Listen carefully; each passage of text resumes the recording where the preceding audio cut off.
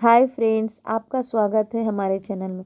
तो चलिए आज हम लोग उप्स से रिलेटेड क्वेश्चन देखेंगे। उप्स उप्स जो हमारे बिहार स्टेट में ना उप्स कॉन्सेप्ट से भी क्वेश्चंस आएंगे। तो चलिए इसका स्टार्ट करते हैं। आज हम इससे रिलेटेड एमसीक्यू देखेंगे। आज का हमारा टॉपिक है OOPs oriented programming language using C++ question based and OOPs basic concept है मेन। ठीक है, तो our first question is which was the first purely object oriented programming language. सबसे पहला प्योरली ऑब्जेक्ट प्रोग्रामिंग लैंग्वेज कौन सा था? जावा था, C++ था, स्मॉल टॉक्स था या कोटलैन था? सबसे पहला कौन था? सबसे फर्स्ट था स्मॉल टॉक। आंसर सी होगा। ठीक, small talk is first programming language है। प्योरली ऑब्जेक्ट कब डेवलप्ड हुआ है? डेवलप्ड हुआ एलन केनी द्वारा और 1970 में सबसे पहले आया। कम इनटू द पिक्चर 1917 में। Okay, second question is which of the following best define a class. इनमें से कौन सबसे अच्छा डिफिनेशन देता है क्लास का? Parent of object, instance of object, blueprint of object या स्कोप ऑफ ऑब्जेक्ट? तो कौन सा करेगा? आंसर सी होगा, ब्लूप्रिंट। ब्लूप्रिंट मीन्स क्या होता है? ब्लूप्रिंट मीन्स होता है कि ऑब्जेक्ट का जो भी होना चाहिए। मिनट, क्या होने लगा? देखिए इसका description. A class is a blueprint of object which describe क्या करता है? सारा फंक्शन एंड डेटा प्रोवाइड होता है उस ऑब्जेक्ट के स्पेसिफिक क्लास में। कोई भी क्लास है, जैसे कि क्लास है कार नाम का एक क्लास है, तो कार में क्या क्या होना चाहिए? 2 व्हील होना चाहिए, ये भी मान लीजिए एक स्टेयरिंग होना चाहिए, AC होना चाहिए, समथिंग। तो इसका जो भी फंक्शन है इस क्लास के अंदर सारा डिफिनेशन होगा। तो इसी तरह से ब्लूप्रिंट उसका होना चाहिए। ठीक है, अब third question is who invent OOPs. अभी हमने पढ़ा कौन किसने इन्वेंट किया? एलन केनी में फर्स्ट इन्वेंट किसने किया? एलन केनी ने पहला। इसको फुल नेम है एंडोरा फेरशो, जो स्मॉल टॉक को डेवलप किया। इसके बाद डेनिस आया। पहले ए ने कर लिया, फिर डी ने आया, ऐसे याद रखो। पहले ए ने कर लिया 1970 में, ठीक है। फिर डी आया, डेनिस आया C++ लेके। उसके बाद फिर इसी के तरह ना Adele Goldberg in term of develop small talk and took reward, मतलब उप्स के लिए। तो इस तरह से याद रखा A और D। ठीक है, इस तरह से याद है पूरे, क्योंकि ऑप्शन में देखिए ए नाम का ढेर सा, but Ellen A for Ellen याद रखिए। ऑप्शन यहाँ पे देखिए कंफ्यूजन, ए से एलेन, ए तो ढेर सारा निकल, एलेन याद रखना है। फिर डी से डेनिस रिचर्ड, उसके बाद C++ लाया, प्लस करके याद रखो। ठीक है, फिर एंडोल गोडवर उसके बाद आया है। Fourth question is our what is the additional feature in classes that was not in structure. मतलब कि कौन सा एडिशनल फीचर है क्लास का जो स्ट्रक्चर में नहीं डिफाइन होता? या data member function, static data allow, या पब्लिक एक्सेस स्पेसिफायर। तो देखिए इसमें पब्लिक एक्सेस स्पेसिफायर तो हमेशा रहता है ना, तो पब्लिक में ही रहता है सारा।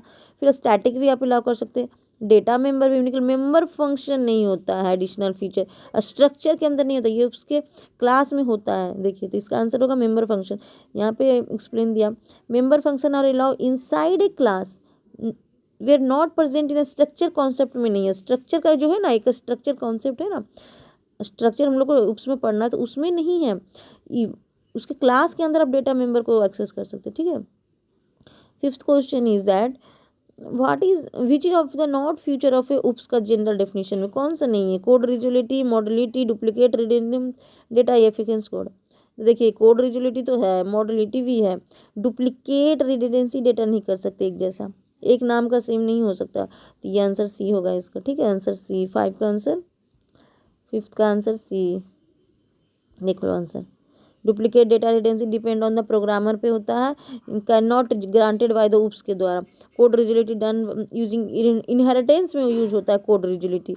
इनहेरिटेंस में होता है ना पेरेंट्स चाइल्ड वाला, जैसे कि पेरेंट्स नाम का कुछ भी, कार नाम का कोई भी कार है, तो कार का ढेर सा नाम हो सकता है, एक टाटा का कार, फिर कुछ और भी, मतलब एनी थिंग नेम हो सकता है कार का। स्कॉर्पियो होता है, फिर डिफरेंट टाइप का होता है, तो डिफरेंट टाइप का क्लास बना सकते हैं हम लोग। ठीक है ना, code reusability is done in inheritance, code reusability inheritance में होता है। फिर मॉडलिटी कहाँ सपोर्ट करता है? Different code file and classes में। Code are more efficient because of OOPs feature. Okay, OOPs का फ्यूचर है ना, फीचर 5 फीचर है। देखिए pure OOPs implement without using class a programme.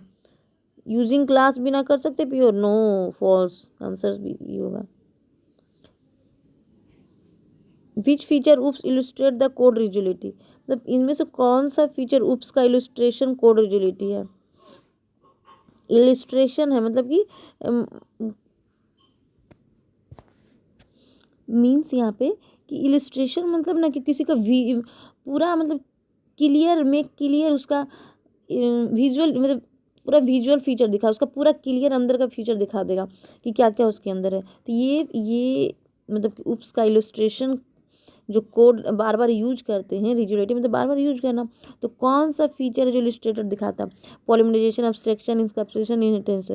कौन सा, इनहेरिटेंस। इनहेरिटेंस में ना पेरेंट्स चाइल्ड वाला ये दिखाता है, रिलेशन दिखाता है। Using inheritance we can use the code already written, जो लिखा हुआ है उसको हमें यूज कर सकते हैं। Also avoid creation of many function and variable as done one time and using class. Okay, तो देखिए यहाँ पर से हमारा यहाँ पे एक चीज़ और हो सकती है। देखिए उप्स का ना 5 पिलर है। उप्स का 5 पिलर, जैसे घर बनाने के लिए स्तंभ होता है ना, सिर्फ उप्स का 5 पिलर बना है। ठीक है, सबसे पहले हमारा उप्स के अंदर, उप्स कॉन्सेप्ट के अंदर क्या होना चाहिए, ऑब्जेक्ट होना चाहिए। फिर इसके अंदर क्या होना चाहिए, क्लास होना चाहिए। इस तरह से देखिए सीढ़ी चढ़ रहा। फिर इसके अंदर इनहेरिटेंस होना चाहिए, इनहेरिटेंस वाला कॉन्सेप्ट। फिर इससे आगे पॉलिमराइजेशन वाला कॉन्सेप्ट, इसके आगे एब्स्ट्रक्शन होना चाहिए। फिर इसके अंदर फिर इनकैप्सुलेशन। इनकैप्सुलेशन के अंदर डेटा हाइड रहता है, उसका जो भी विवरण है आपको जो बस देखना, जैसे कि हम लोग लॉगिन एंट्री करते हैं उस टाइम क्या हमें बस पासवर्ड और लॉगिन देना रहता है, और उसके अंदर जो भी डेटा फिल वो तो नहीं ना देना रहता, हमेशा हाइड रहता। ये 1 2 3 4 5 कॉन्सेप्ट जरूरी है उप्स के लिए। ठीक है, उप्स कोई भी उप्स अगर उप्स का कोडिंग कर रहे हैं तो उसमें 5 फीचर होना जरूरी है। ठीक है, 8 number question is that what is which language does not support all type of inheritance. इनमें से कौन सा लैंग्वेज 4 टाइप का इनहेरिटेंस हमारा होता है। ठीक है, 4 टाइप का इनहेरिटेंस कौन कौन सा होता है। देखो 4 तरह का, ऐसे तो इनहेरिटेंस 5 टाइप का होता है। देखो 4 तरह का नहीं, पहला पहला सिंगल इनहेरिटेंस होता है, जिसमें 1 ये हो गया सुपर क्लास, इसके बाद पेरेंट क्लास। ठीक है, सुपर पेरेंट क्लास और चाइल्ड क्लास। ठीक है, पहला सिंगल इनहेरिटेंस। सेकेंड होता है हायरार्किकल इनहेरिटेंस। हायरार्किकल इनहेरिटेंस में क्या होता है ना कि एक सुपर क्लास होगा, इसके अंदर ढेर सारा सब क्लास हो सकता है। ठीक है, सुपर क्लास का। फिर थर्ड नंबर हो गया, पहला सिंगल हो गया, दूसरा हायरार्किकल हो गया, और तीसरा होता है multi level class. Multi level multi level में एक सुपर क्लास है, फिर इसके नीचे भी सब क्लास है, और ये सब क्लास में तो इसका भी बच्चा हो सकता है, जैसे हमारे दादा पिता फिर हम, इसी तरह से ये भी सब क्लास 2 होगा। ठीक है, ये मल्टीपल इनहेरिटेंस है। ठीक है, फिर चौथा नंबर में है हाइब्रिड इनहेरिटेंस। हाइब्रिड इनहेरिटेंस में क्या होता है ना, एक सुपर क्लास है, एक सुपर, इसका 2 सब क्लास हुआ ना, 2 सब क्लास हुआ, फिर ये दोनों भी इसका सब क्लास, ये सब मतलब इस सब क्लास का 2 पेरेंट हो गया, 2 पेरेंट हो गया। जो ये वाला कॉन्सेप्ट है ना, ये वाला जावा नहीं सपोर्ट करता है। यहाँ पे यही बोल रहा है कि कौन नहीं करता है सब ऑल टाइप का इनहेरिटेंस, तो जावा नहीं करता है। ये हो गया हाइब्रिड। ये हाइब्रिड का ही ना, यहाँ पे देखो हाइब्रिड का जो हम लोग यहाँ पे ये सब सुपर, ये सब और ये, ठीक है, ये सब क्लास 2, इसका 2 हो गया। लेकिन ये जब इतना ही रहेगा ना तो इसको मल्टी लेवल हेरिटेंस बोलते हैं। इसी के अंदर समझ छिपा हुआ, यानी कि एक सब क्लास का 2 पिता है, 2 सुपर क्लास है। तो ये जावा सपोर्ट नहीं करता है, इसमें कन्फ्यूजन होता है। तो यही चीज़ है। तो हम लोग ने देख लिया कि 5 तरह का इनहेरिटेंस होता है। पहला सिंगल, दूसरा हेरिकल, फिर तीसरा मल्टी लेवल, और हाइब्रिड और मल्टीपल, ये दोनों को जावा सपोर्ट नहीं करता। क्योंकि 4 तरह के यहाँ पे क्यों बोला है, क्योंकि हाइब्रिड के अंदर ही मल्टी लेवल है, इसलिए। तो आंसर इसका होगा बी। देख लो।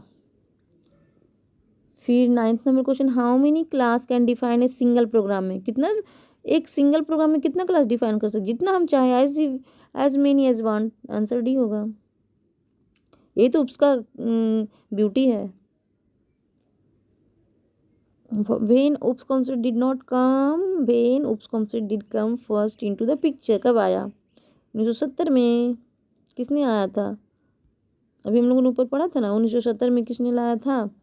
एलन ने लाया था। ए उसको डी आया डेनिस वाला, C++ वाला। उप्स कॉन्सेप्ट फर्स्ट इन 1970 में।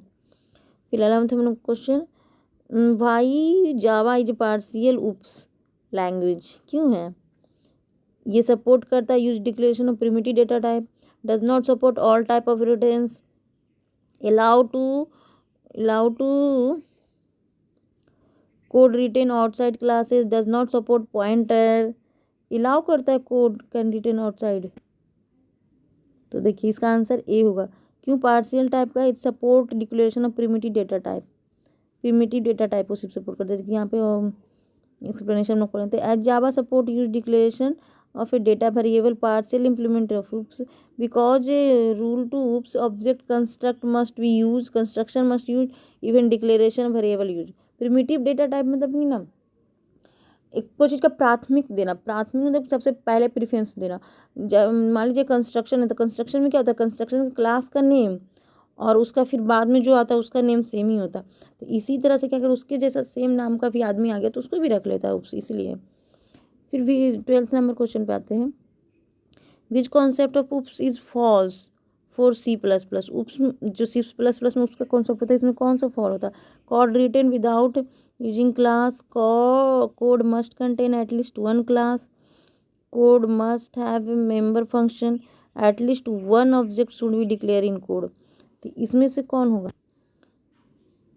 कौन होगा बताइए? C++ में तो क्या होना चाहिए? उप्स कॉन्सेप्ट में क्या होना चाहिए कि हम कोई भी बिना क्लास के समान कोई भी चीज़ नहीं कर सकते, बिना क्लास बनाए कुछ भी डिक्लेयर नहीं कर सकते। Code must contain at least one class, ठीक है, जो भी काम करेंगे क्लास के अंदर करें, जो यहाँ पे C++ में फॉल्स होता है। तो C++ ऐसे भी सपोर्ट करता है। C++ is not necessary to use class, hence code can be written without using loops. Class may be contained in member function, it not necessary in condition in C++. An object can only declare in code if its class define include a header file। अगर header file है तो आप बना सकते हो, लेकिन loops में header file नहीं लगता है ना। Okay 13 number question, which header file is required in C++ to use oops.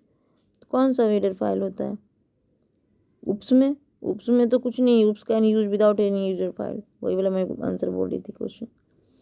14 number question, two feature match each other, कौन इनमें से मतलब जो हमारा हमने बताया ना उप्स का 5 फीचर है, बिना 5 फीचर के उप्स नहीं चलेगा। क्या क्या मैंने बताया था ना, उसका 5 स्तंभ है। 5 स्तंभ में कौन कौन सा है? क्लास होना चाहिए, पहले ऑब्जेक्ट होना चाहिए, क्लास होना चाहिए, इनहेरिटेंस होना चाहिए, पॉलीमराइजेशन, एब्स्ट्रक्शन हो सकता है, इनकैप्सुलेशन हो सकता है। तो इसमें से कौन, ये जो फीचर इनमें से कौन सा 2 का फीचर मैच कर रहा है? तो देखो हमारा इनकैप्सुलेशन एब्स्ट्रक्शन का फीचर मैच करता है। देखो इनकैप्सुलेशन में क्या होता है ना, इनकैप्सुलेशन में भी डेटा हाइड होता है और एब्स्ट्रक्शन में भी डेटा हिडन रहता है। देखो encapsulation and abstraction similar feature. एक minute, oh shit, encapsulation is actually binding all property in a single class. देखो कोई भी चीज़ ना कोई भी हाइड करके रखा जाता है, क्लास के अंदर सारा रहेगा। तो bind hide property single class में एक्चुअली बाइंडिंग होता है सारा data. We can say hide all the feature of object inside a class, class के अंदर सारा फीचर उसका अंदर है। जैसे कि कोई भी अगर नेम हीरो नाम का कोई हीरो है, मान लीजिए हीरो नाम का कोई क्लास मैंने बनाया, तो हीरो का क्या क्या फीचर होता है? उसका नाम होता है, फिर उसका हेल्थ होता है, लेवल कौन सा लेवल का हीरो है, फिर उसका बिहेवियर डिक्लेयर होगा। तो ये सब क्या क्लास के अंदर इसका सारा हिडन है डेटा ना। तो हीरो हम अगर डिक्लेयर कर देंगे, उसके अंदर सारा प्रॉपर्टी डिक्लेयर कर देंगे, तो सारा क्लास के अंदर। इसी तरह से एब्स्ट्रक्शन में भी होता है, एब्स्ट्रक्शन में भी unwanted data so only, unwanted data only मतलब कि जो इंपॉर्टेंट डेटा नहीं, मतलब जो नॉर्मल पब्लिक डेटा वो सिर्फ शो होगा, अंदर में जो प्राइवेट उसका प्राइवेसी वो नहीं दिखेगा, वही चीज़ है। तो इसका एब्सोल्यूशन है एब्स्ट्रक्शन दोनों same. 15 number question B, which feature allow to open recursion among the following. Recursion, recursion में क्या होता है, रिकर्शन होता है कोई चीज़ को बार बार कॉल कर सकते हैं रिकर्शन को, तो कौन सा होता है,